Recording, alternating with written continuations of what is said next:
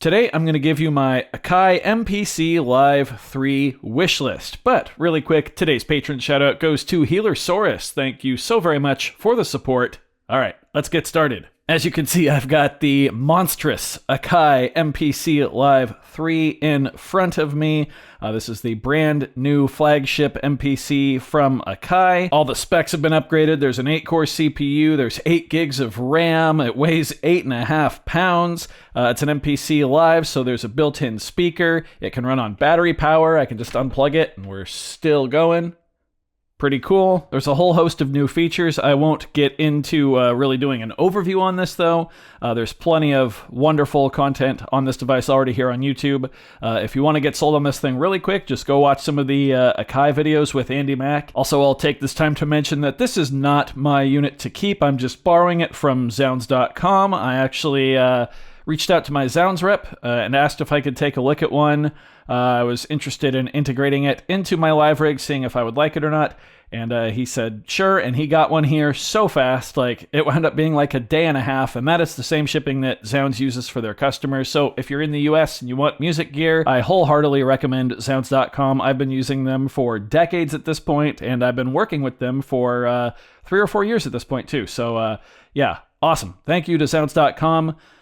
For letting me have this opportunity. So I did mention there's a bunch of new features, and they are pretty sweet. The first one being the MPC pads here, the MPC pads. You can actually assign up to 4 samples per pad. There's 4 quadrants on each pad, which is cool. You can also slide between, like if you have samples, like chords or something, you can slide between them, which is really nice. You can do like modulation with them too. Very cool. Not necessarily a feature for me. When I'm finger drumming, I prefer to just have 1 drum per pad, which kind of avoids, missed triggers and hitting the wrong sample.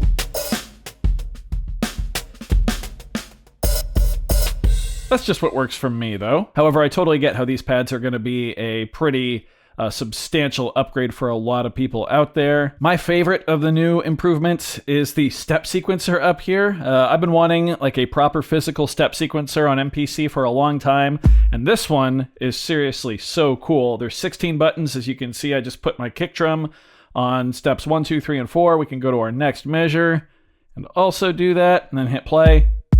There we go. It's a step sequencer. It's simple, but it just works. And it is exactly, in my opinion, what the MPC needed for more electronic-based production. So very cool. And you can still, of course, record an overdub. I think I mixed those up there. Undo.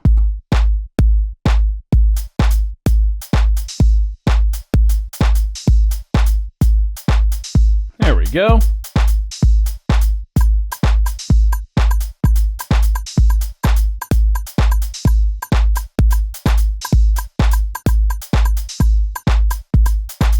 Now we're just jamming. Another thing that's really cool about having the upgraded CPU and RAM in the MPC is just how fast it is now. So check this out. New track, plug in, just like that. We are completely loaded in. Sounds, that's right. Fabric XL. It just loads that fast. Let's go Plux, I don't know. Just like that. It's so fast now. We'll switch to a minor key. Let's throw something down here. Sure.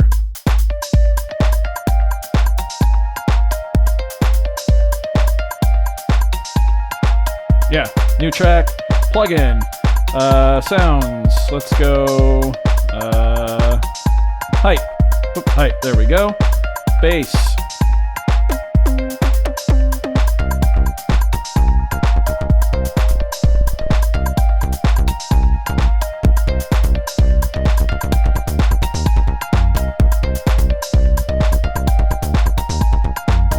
Yeah, we're just jamming. And I know that was about the step sequencer, and I only used it on the first part, but you can see just how nicely everything integrates. It's so great. And the step sequencer even works in the arrangement and the grid view too. So if we go to our drum track here, and I pick my kick drum, and then the steps are all lit up too. And like if I remove this step right here, you can see, yeah, it just works so well.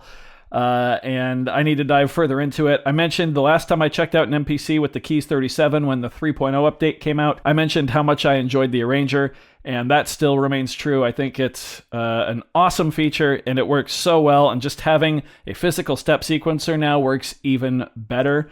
Yeah, this is where the MPC should be going, in my opinion, and it feels really good to use. So now we'll move on to the other new feature here, which is the clip matrix. And in my opinion, this is where the MPC really needs some help. The clip matrix is kind of like Ableton Live for your MPC Live 3, and this is what inspired this video. Like the title says, this video is my MPC Live 3 wish list, and I have 5 features that I really want to come to MPC Live 3. And I think 4 of them are all related to the clip matrix. So let's get into these here. So the first one is that I wish there was an option to load in a drum kit without these pre-made clips getting added to the matrix. So right now when you add in certain drum kits, they will automatically populate the clip grid with, pre-made clips. So there's like a chorus here. Yeah, it's just like random stuff that, no thank you. Just let me load the clip, or load the track. Just let me load the plugin. Not have to go through and delete stuff every single time, you know?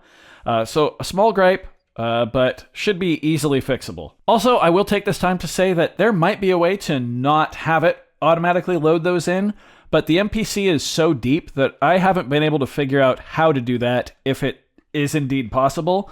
So I would like it to at least just be more transparent from that plugin or track or kit loading menu. You know what I mean? Okay, so first let's get a clip going here. We'll get several clips going.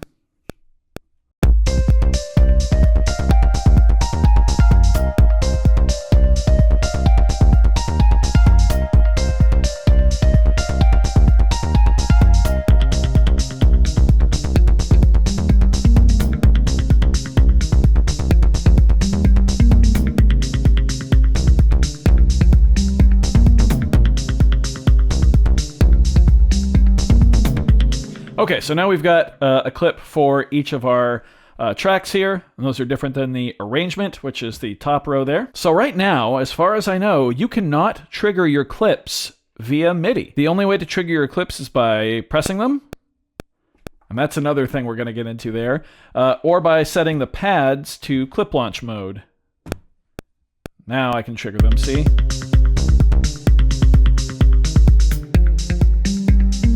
And yeah, like I said, we'll touch on this extra stuff later here. But I think there's a pretty big subset of MPC Live users that would like to have like a separate launch pad or something off to the side that's just dedicated for clip launching, now that we have this awesome dedicated clip matrix. Let us trigger them via MIDI. You know what I mean? Because then I could even do things like create a MIDI feedback loop and use like MIDI clips to actually trigger other MIDI clips on the MPC itself. And it would just go a long way to allowing MPC users to automate more of their live performance and just make things easier overall. So yeah, please let us trigger clips and scenes too, or rows as they call them, via MIDI. That would be cool. Next up has to do with fixed length recording. And if you don't know what fixed length recording is, it's a pretty standard term when we're talking with these Ableton Live-esque clip grids. Basically, it allows you to set a length for your clip before you record your clip. And that way, all you have to do is start recording, and then once the allotted time that you've set has passed, it will stop recording automatically. You don't have to worry about hitting a record button again. The MPC Live 3 does have fixed length recording. You access it by hitting record and then going to settings. And you can see fixed length right here, and then you get to pick your number of bars. That's all fine. However, this is only available as a global setting for your entire clip matrix. And that just seems so bizarre to me, because a lot of times maybe I only want a 2-bar loop in the drums, but I want to set the bass line to record for 4 bars. Maybe I want my chord progression to record for 8 bars or 16 bars. Maybe I want to play a full solo in on a lead patch, and I want that to go for, I don't know, 16 or 32 bars. The clips need to be able to have their own individual fixed lengths. I think that would go a long way into improving the clip launcher here.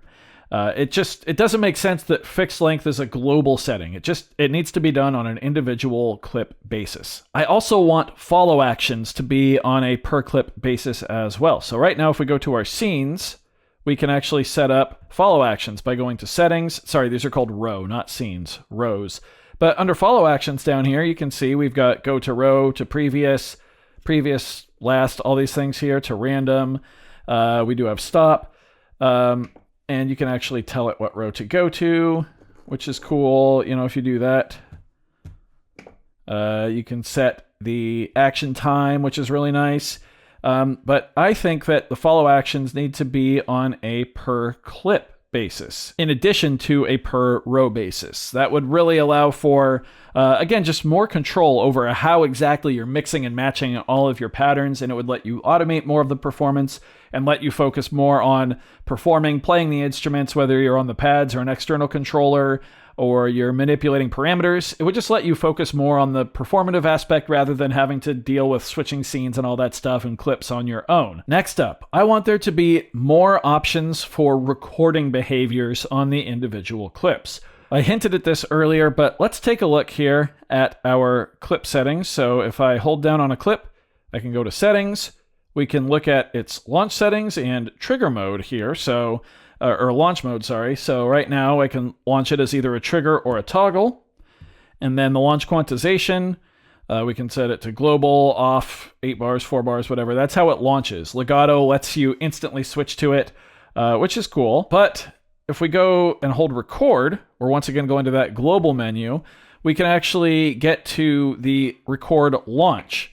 And right now you can only set it to clip, record/overdub, then clip, or record to selection. And that allows me to simply select a clip and it'll start recording. You know, like right now we're recording on the drum track there. I'm gonna delete that.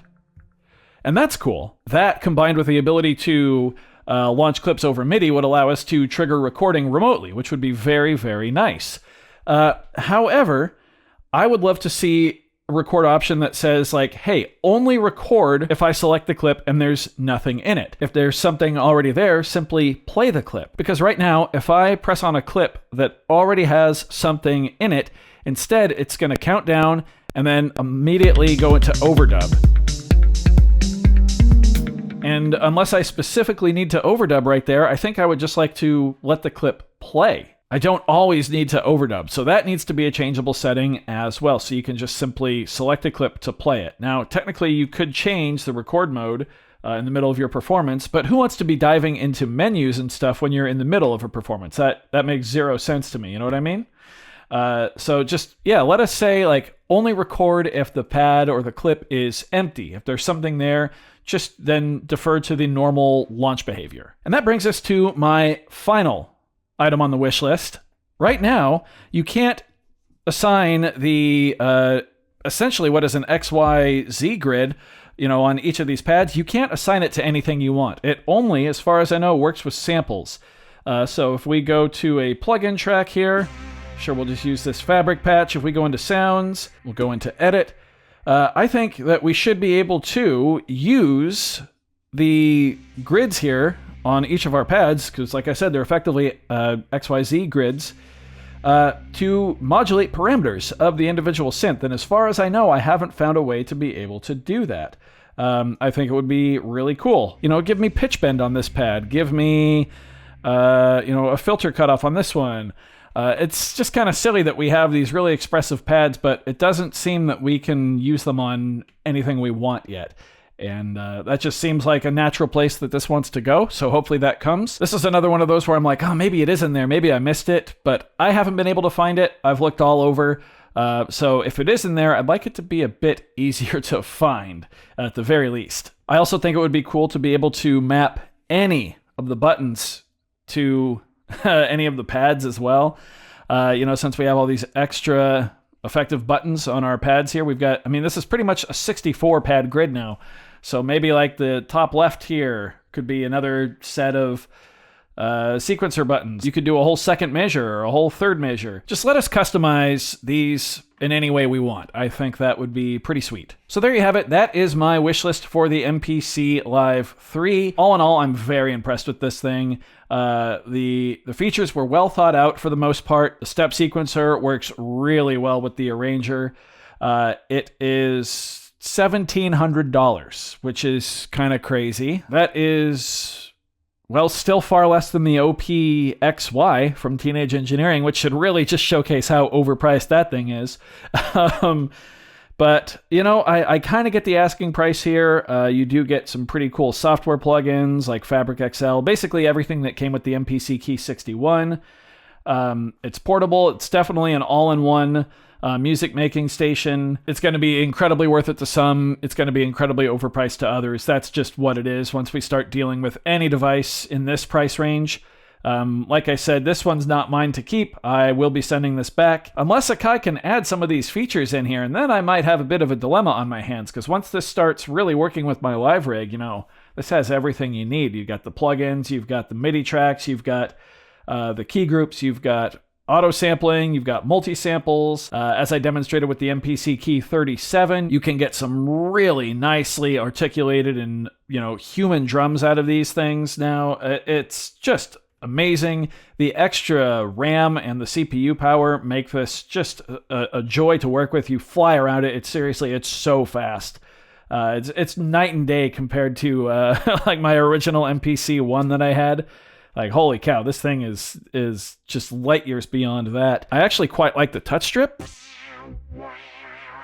It's the first MPC device where I've really enjoyed the touch strip, and you can configure it to control a bunch of stuff very easily with this dedicated button. I know people have complained about how many dedicated buttons are on here, but I think it's awesome. Like, yeah, it's a little bit ugly, but who cares what something looks like when you're using it to make music? I know people are going to argue with that one, but I mean, you're making music with something. Like, if I need a button, I need a button, and this has an incredibly appropriate amount of buttons. It's so nice to have dedicated stuff for everything. So yeah, I guess that's where we'll wrap it up. I do hope you found this one informative or at least entertaining. If you did, be sure to leave a like on it. If not, you can always leave a dislike. That's okay too.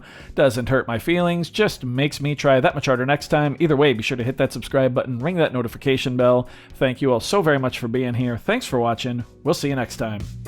Bye.